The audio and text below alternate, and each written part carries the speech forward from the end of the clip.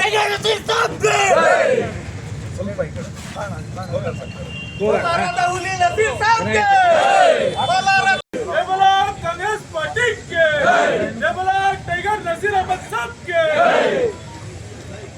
कर्नाटक जिंदाबाद जिंदाबाद जिंदाबाद कांग्रेस पक्षದ ಟ್ರಬಲ್ ಶೂಟರ್ ನಜೀರ್ ಅಹಮದ್ ಸಾಹೇಬ್ जिंदाबाद जिंदाबाद जिंदाबाद 2023 ಚುನಾವಣೆಯಲ್ಲಿ ಇಡೀ ಅಲ್ಪಸಂಖ್ಯಾತರನ್ನು ಒಕ್ಕೂಡಿಸಿದ ನಜೀರ್ ಅಹಮದ್ ಸಾಹೇಬ್ जिंदाबाद जिंदाबाद जिंदाबाद 2023 ಚುನಾವಣೆಯಲ್ಲಿ ಕಾಂಗ್ರೆಸ್ ಪಕ್ಷವನ್ನು ಅಧಿಕಾರಕ್ಕೆ ತರಲು ಪ್ರಯತ್ನಿಸಿದ ನಜೀರ್ ಅಹಮದ್ ಸಾಹೇಬ್ जिंदाबाद जिंदाबाद जिंदाबाद ಯಾವುದೇ ಕಾರಣಕ್ಕೂ ನಜೀರ್ ಅಹಮದ್ ಸಾಹೇಬ್ ರಾಜೀನಾಮೆ ಕೊಡಬಾರದು ಹಿಂದ ವರ್ಗಗಳ ಬೇಡಿಕೆ ಅಂತ ನಜೀರ್ ಅಹಮದ್ ಸಾಹೇಬ್ ರಾಜೀನಾಮೆ ನೀಡಬಾರದು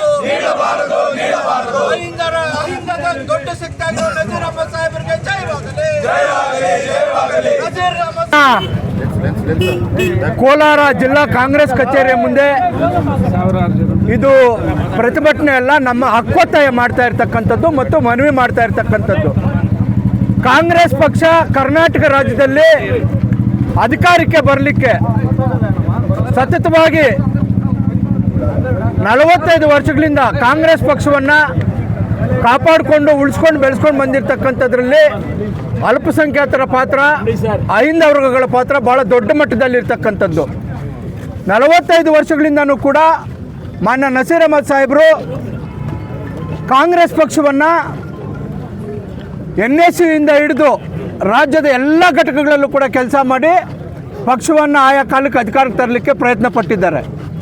ಆದರೆ ಇತ್ತೀಚೆಗೆ ನಡೆದಿರ್ತಕ್ಕಂಥ ಉಪಚುನಾವಣೆ ದಾವಣಗೆರೆ ದಕ್ಷಿಣ ಮತ್ತು ಬಾಗಲಕೋಟೆಯಲ್ಲಿ ಯಾವ ಉಪಚುನಾವಣೆ ನಡೆದಿದೆಯೋ ಆ ಉಪಚುನಾವಣೆಗೆ ಮಾನ್ಯ ಮುಖ್ಯಮಂತ್ರಿಗಳು, ಮಾನ್ಯ ಸುರ್ಜೇವಾಲಾರವರು, ಅದೇ ರೀತಿಯಾಗಿ DK ಶಿವಕುಮಾರ್ ಅವರು ಸೇರಿದಂತೆ ಸುರ್ಜೇವಾಲಾ ಸಾಹೇಬರು ಕೂಡ ಒಂದು ಕೋರ್ ಕಮಿಟಿಯನ್ನು ಮಾಡಿದ್ದಾರೆ. ಆ ಕೋರ್ ಕಮಿಟಿಯಲ್ಲಿ ನಸೀರ್ ಅಹಮದ್ ಸಾಹೇಬ್ರವರನ್ನು ಬಾಗಲಕೋಟೆಯ ಚುನಾವಣೆಗೆ ಉಪಚುನಾವಣೆಗೆ ಸತೀಶ್ ಜಾರಕಿಹೊಳಿ ಮತ್ತು ನಸೀರ್ ಅಹಮದ್ ಸಾಹೇಬ್ರವರನ್ನು ಆ ಉಪಚುನಾವಣೆ ಕೋರ್ ಕಮಿಟಿಯಲ್ಲಿ ಮಾಡಿ ಆ ಉಪಚುನಾವಣೆಯಲ್ಲಿ ಭಾಗವಹಿಸಿದ್ದಾರೆ. ಅವರು 5ನೇ ತಾರೀಕು ಮುಖ್ಯಮಂತ್ರಿಗಳ ಜೊತೆ ದಾವಣಗೆರೆಗೆ ಬಂದಾಗಲೂ ಕೂಡ ಮಾನ್ಯ ಮುಖ್ಯಮಂತ್ರಿಗಳು ಹೇಳಿದ್ದಾರೆ, ದಯಮಾಡಿ ನೀವು ಬಾಗಲಕೋಟೆಯನ್ನು ನೀವು ಸರಿಪಡಿಸಬೇಕು, ಬಾಗಲಕೋಟೆಯಲ್ಲೇ ನಿಲ್ಲಬೇಕು, ನೀವು ಬಾಗಲಕೋಟೆಯನ್ನು ಬಿಟ್ಟು ಎಲ್ಲೂ ಕೂಡ ಕದಲಬಾರ್ದು ಅಂತಕ್ಕಂಥದ್ದನ್ನು ಹೇಳಿದ್ದಾರೆ.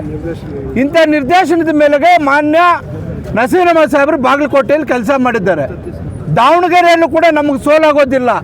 ಯಾವ ಕಾರಣಕ್ಕಾಗಿ ಇವತ್ತು ಗೊಂದಲವನ್ನು ಹುಟ್ಟಾಕಿದ್ದಾರೋ ನಮಗೂ ಗೊತ್ತಿಲ್ಲ. ನಮ್ಮ ನಾಯಕರು ಪ್ರೆಸ್ ಕಾನ್ಫರೆನ್ಸ್ ಮಾಡಿ ಹೇಳಿರ್ತಕ್ಕಂಥದ್ದು ಕಾಂಗ್ರೆಸ್ ಗೆಲ್ಲುತ್ತೆ ಅಂತಾನೆ, ನಾವು ಹೇಳ್ತಾ ಇರ್ತಕ್ಕಂಥದ್ದು ಕಾಂಗ್ರೆಸ್ ಗೆಲ್ಲುತ್ತೆ ಅಂತಾನೆ. ವಿನಾಕಾರಣವಾಗಿ ನಸೀರ್ ಅಹಮದ್ ಸಾಹೇಬ್ರವರನ್ನು ಷಡ್ಯಂತ್ರ ಮಾಡ್ತಕ್ಕಂಥದ್ದು ಸರಿಯಲ್ಲ. ಯಾಕಂದರೆ ಅವರು ಪ್ರತಿ ಚುನಾವಣೆಯಲ್ಲೂ ಕೂಡ ತ್ಯಾಗದ ಮನಸ್ಸಿನಿಂದ ನಡ್ಕೊಂಡು ಬರ್ತಾ ಇರ್ತಕ್ಕಂಥದ್ದು. ಅವರು 2013ರಲ್ಲಿ ನಿಂತಾಗಲೂ ಕೂಡ ಅನೇಕ ತೊಂದರೆಗಳಾಗಿದ್ದರೂ ಕೂಡ ಅವೆಲ್ಲವನ್ನು ಮೆಟ್ಟಿ ನಿಂತು ಕಾಂಗ್ರೆಸ್ ಪಕ್ಷ ನನ್ನ ತಾಯಿ ಇದ್ದಂಗೆ ಅಂತೇಳಿ ಕಾಂಗ್ರೆಸ್ ಪಕ್ಷ ನಿಂತಿರ್ತಕ್ಕಂಥದ್ದು. ಅಹಿಂದ ವರ್ಗವನ್ನು ಸಿದ್ದರಾಮಯ್ಯವರು ಬರ್ತಾರೆ ಅಂತ ಹೇಳಿದಂಥ ಸಂದರ್ಭದಲ್ಲಿ ಈ ಕ್ಷೇತ್ರದಲ್ಲಿ ಅಹಿಂದ ವರ್ಗವನ್ನು ಎಲ್ಲರನ್ನೂ ಕೂಡ ವಿವಿಧ ಪಕ್ಷದಲ್ಲಿರ್ತಕ್ಕಂಥ ಎಲ್ಲ ಮುಖಂಡರು ಕೂಡ ಒಂದು ಗೂಡಿಗೆ ಸೇರಿಸಿ ಚುನಾವಣೆ ನಡೆಸಲಿಕ್ಕೆ ಕಾರಣೀಭೂತರಾಗಿರ್ತಕ್ಕಂಥದ್ದು ನಸೀರ್ ಅಹಮದ್ ಸಾಹೇಬ್ರವರು.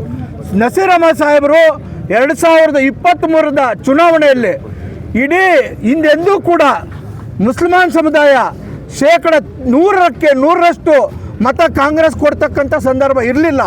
ಆದರೆ ಹಿರಿಯರಾಗಿರ್ತಕ್ಕಂಥ ನಸೀರ್ ಅಹಮದ್ ಸಾಹೇಬರು ರಾಜ್ಯದ ಎಲ್ಲ ಮೌಲ್ಯಗಳನ್ನು ಎಲ್ಲ ಮುಖಂಡರನ್ನು ಸೇರಿಸಿ ನಮಗೆ ಯಾವ ಪಕ್ಷ ತೊಂದರೆ ಕೊಡ್ತಾ ಇದೆ, ನಮಗೆ ಯಾವ ಬಟ್ಟೆ ವಿಚಾರದಲ್ಲಿ, ಆಹಾರ ವಿಚಾರದಲ್ಲಿ ತೊಂದರೆ ಕೊಡ್ತಾ ಇರ್ತಕ್ಕಂಥ ಪಕ್ಷಕ್ಕೆ ನಾವು ಯಾವುದೇ ಕಾರಣಕ್ಕೂ ಮತ ನೀಡಬಾರ್ದು. ಆ ಓಟು ವಿಕೇಂದ್ರೀಕರಣ ಆಗಬಾರ್ದು. ಎಲ್ಲ ಓಟು ಕೂಡ ಕೇಂದ್ರೀಕರಿಸಿಕೊಂಡು ಇವತ್ತು ಇಡೀ ರಾಜ್ಯದಲ್ಲಿ 23ರ ಚುನಾವಣೆಯಲ್ಲಿ ಕಾಂಗ್ರೆಸ್ ಪಕ್ಷ ಅಧಿಕಾರಕ್ಕೆ ಬರಲಿಕ್ಕೆ ಮುಸಲ್ಮಾನ್ ಸಮುದಾಯದ, ಅಹಿಂದ ಸಮುದಾಯದ ಮತವನ್ನು ಕಾಂಗ್ರೆಸ್ ಪಕ್ಷಕ್ಕೆ ಕೊಡಿಸಿರ್ತಕ್ಕಂಥದ್ರಲ್ಲಿ ನಸೀರ್ ಅಹಮದ್ ಸಾಹೇಬ್ರವರ ಪಾತ್ರ ಕೂಡ ಭಾಳ ದೊಡ್ಡದಾಗಿದೆ. ನಾವು ಹಿಂದೆ 73ರಲ್ಲಿ ಕ್ಯಾಬಿನೆಟ್ ಮಾಡಿದಾಗಲೂ ಹೇಳಿದ್ವಿ, ನಸೀರ್ ಅಹಮದ್ ಸಾಹೇಬ್ರವರನ್ನು ನೀವು ಕ್ಯಾಬಿನೆಟ್ಗೆ ತಗೋಬೇಕು. ಕೋಲಾರ ಮತ್ತು ಚಿಕ್ಕಬಳ್ಳಾಪುರ ಜಿಲ್ಲೆಗಳಲ್ಲಿ ಯಥೇಚ್ಛವಾಗಿ ನಸೀರ್ ಅಹಮದ್ ಅವರ ಅಭಿಮಾನಿಗಳು, ಅವರ ಅನುಯಾಯಿಗಳಿದ್ದಾರೆ. ಅವರನ್ನು ನೀವು ಕ್ಯಾಬಿನೆಟ್ಗೆ ತಗೋಬೇಕು, ಆ ಸಮುದಾಯಕ್ಕೂ ಕೂಡ ಗೌರವ ಕೊಡಬೇಕಂತೇಳಿ ಇದೇ ಅಹಿಂದ ಮುಖಂಡರು ನಾವೇ ಮಾತಾಡಿದ್ವಿ. ಇವತ್ತು ಷಡ್ಯಂತ್ರ ಮಾಡಿ ನಸೀರ್ ಅಹಮದ್ ಸಾಹೇಬ್ರಿಗೆ ತೊಂದರೆ ಕೊಡ್ತಕ್ಕಂಥ ಕೆಲಸವನ್ನು ದಯಮಾಡಿ ಕಾಂಗ್ರೆಸ್ ಪಕ್ಷದ ಹೈಕಮಾಂಡ್ನವ್ರು ಬಿಟ್ಬಿಡ್ರಿ. ನಿಮಗೆ ಕೈ ಜೋಡಿಸಿ ಪ್ರಾರ್ಥನೆ ಮಾಡ್ತಾ ಇದ್ದೀವಿ. ಕಾಂಗ್ರೆಸ್ ಪಕ್ಷಕ್ಕೆ ಅಲ್ಪಸಂಖ್ಯಾತರು ಬಹಳ ದೊಡ್ಡ ಶಕ್ತಿ. ಆ ಶಕ್ತಿಯನ್ನು ಮುನ್ನಡೆಸ್ತಾ ಇರ್ತಕ್ಕಂಥದ್ದರಲ್ಲಿ ಪ್ರಥಮ ಸಾಲಿನಲ್ಲಿ ನಿಲ್ತಕ್ಕಂಥವ್ರು ನಜೀರ್ ಅಹಮದ್ ಸಾಹೇಬರು. ದಯಮಾಡಿ ನಜೀರ್ ಅಹಮದ್ ಸಾಹೇಬರನ್ನು ಯಾವುದೇ ಕಾರಣಕ್ಕೂ ನೀವು ಕೈ ಬಿಡ್ತಕ್ಕಂಥ ಪ್ರಶ್ನೆನೇ ಇಲ್ಲ. ನಾವು ನಿಮಗೆ ಒತ್ತಾಯ ಮಾಡ್ತಾ ಇದ್ದೇವೆ, ನಿಮಗೆ ಮನವಿ ಮಾಡ್ತಾ ಇದ್ದೇವೆ, ಅವರನ್ನು ಯಾವುದೇ ಕಾರಣಕ್ಕೂ ನೀವು ಮುಟ್ಟಬಾರ್ದು. ನಜೀರ್ ಅಹಮದ್ ಸಾಹೇಬರು ಕಾಂಗ್ರೆಸ್ ಪಕ್ಷದ ಭಾಳ ದೊಡ್ಡ ಶಕ್ತಿ. ಹೀಗಾಗಿ ಹಿಂದೆ ಕಾಂಗ್ರೆಸ್ ಪಕ್ಷದಲ್ಲಿ ಮುಸಲ್ಮಾನರ ಮುಖಂಡರನ್ನು ಕಡೆಗಣಿಸಿದಾಗ ಹಿರಿಯ ಮುಖಂಡರನ್ನು ಯಾವ್ಯಾವ ತೊಂದರೆಗಳಾಗಿದ್ದೇವೆ ಅಂತಕ್ಕಂಥದ್ದನ್ನು ಕೂಡ ನಾವೆಲ್ಲ ಕೂಡ ಮನಸ್ಸಲ್ಲಿ ಇಟ್ಕೊಂಡು ನಜೀರ್ ಅಹಮದ್ ಸಾಹೇಬ್ರವರನ್ನು ಕಾಪಾಡ್ಕೊಂಡು ಹೋಗ್ಬೇಕಂತೇಳಿ ನಾವು ಹಕ್ಕೊತ್ತಾಯವನ್ನು ಮಾಡ್ತಾ ಇದ್ದೇವೆ. ಪ್ರತಿಭಟನೆಯನ್ನು ಹಮ್ಮಿಕೊಂಡಿದ್ದೀರಿ. ಇದೇನೆಂದರೆ ಕಳೆದ ಎರಡು ದಿನದಿಂದ ಮಾಧ್ಯಮಗಳಲ್ಲಿ ನಮ್ಮ ನಾಯಕರಾದ ನಜೀರ್ ಅಹಮದ್ ಸಾಹೇಬರು ರವರಿಗೆ ಹೈಕಮಾಂಡನ್ನು ಸೂಚನೆ ಕೊಟ್ಟೈತೆ, ತಾವು ರಾಜೀನಾಮೆ ನೀಡಿ ಅಂತ ಏನೋ ಈ ಮಾಧ್ಯಮಗಳಲ್ಲಿ ವರದಿ ಬರ್ತಾಯಿದೆ. ಅದ್ರ ಮುಖಾಂತರ ಇವತ್ತೇನು ನಾವು ಈ ಪ್ರತಿಭಟನೆಯನ್ನು ಹಮ್ಮಿಕೊಂಡಿದ್ದು. ನಾನೊಂದು ಮಾತು ಹೇಳೋಕ್ಕೆ ಇಷ್ಟಪಡ್ತೀನಿ. 2013 ಇದೇ ಕೋಲಾರ ಜಿಲ್ಲೆಯಲ್ಲಿ, ಇದೇ ಕೋಲಾರ ತಾಲೂಕಲ್ಲಿ ನಜೀರ್ ಸಾಹೇಬ್ರು ಎಲೆಕ್ಷನ್ ಕಂಟೆಸ್ಟ್ ಮಾಡಿದ್ದಾಗ ಅವ್ರ ವಿರುದ್ಧ ಕೆಲಸ ಮಾಡಿದ್ರಲ್ಲ, ಅವ್ರಿಗೆ ಯಾಕೆ ನೀವು ನೋಟಿಸ್ ಕೊಟ್ಟಿಲ್ಲ, ಅವ್ರು ಯಾಕೆ ನೀವು ರಾಜೀನಾಮೆ ಕೇಳಿಲ್ಲ? 2023 ಎಲೆಕ್ಷನಲ್ಲಿ ರಾಯಚೂರಲ್ಲಿ ಒಬ್ಬ ಮೈನಾರಿಟಿ ಅಭ್ಯರ್ಥಿ 3,500 ಅಂತರ ಓಟಿಂದ ಸೋತಿದ್ದಾನೆ. ಓಪನ್ ಆಗಿ ಇವತ್ತಿನ ಮಿನಿಸ್ಟರ್ ಆಗಿರೋಂಥ ಬೋಸರಾಜ್ ಅವ್ರ ಮಗ BJPಗೆ ಸಪೋರ್ಟ್ ಮಾಡಿದ್ರಲ್ಲ, ಅವ್ರಿಗೆ ಯಾಕೆ ನೀವು ವಿರೋಧ ಮಾಡದೆ ಮಂತ್ರಿ ಸ್ಥಾನ ಕೊಟ್ರಿ? ಇವತ್ತು ನೀವು ಕೊಟ್ಟಿರೋಂಥ ಜವಾಬ್ದಾರಿ ಮಾನ್ಯ ಮುಖ್ಯಮಂತ್ರಿಗಳು DK ಶಿವಕುಮಾರ್ ಸಾಹೇಬರು ಮತ್ತು ಈ ಸುರ್ಜೇವಾಲಾ ಅವ್ರು ಇದ್ದಾರಲ್ಲ, ಅವ್ರು ಕೊಟ್ಟಿರೋಂಥ ಜವಾಬ್ದಾರಿ ಕೋರ್ ಕಮಿಟಿ ಮೆಂಬರ್ ಮಾಡಿ ನೀವು ಬಾಗಲಕೋಟೆಯಲ್ಲಿ ಇದ್ದು ಕೆಲಸ ಮಾಡಬೇಕು ಅಂತ ಹೇಳಿದ್ದಕ್ಕೆ ಸ್ವತಃ ಅವ್ರು ಅಲ್ಲಿದ್ದು 10 ರಿಂದ 12 ದಿನ ಪಕ್ಷಕ್ಕೆ ಹೋಗಿ ದುಡ್ದಿರೋದು. ಇವತ್ತು ಅಲ್ಲಿ ಪಕ್ಷ ಗೆಲ್ಲುತ್ತಂದರೆ ಅದಕ್ಕೆ ಕಾರಣ ನಜೀರ್ ಅಹಮದ್ ಸಾಹೇಬ್ರೆ.